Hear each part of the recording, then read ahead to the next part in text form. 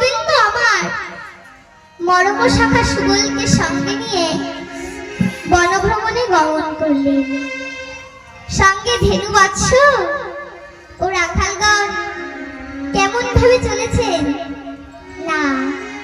ছোটি ছোটি গাইয়া ছোটি ছোটি গোয়াল, ছোটি ছোটি গাইয়া ছোটি ছোটি গোয়াল, চমেরো মাদন গোপাল, ছোটি ছোটি গাইয়া ছোটি ছোটি গোয়াল, ছোট সমেরো মদন গোপাল। আগে আগে গাইয়া পিছে পিছে গোয়াল, আগে আগে গাইয়া পিছে পিছে গোয়াল, আগে আগে গাইয়া পিছে পিছে গোয়াল, আরে আগে আগে গাইয়া পিছে পিছে গোয়াল,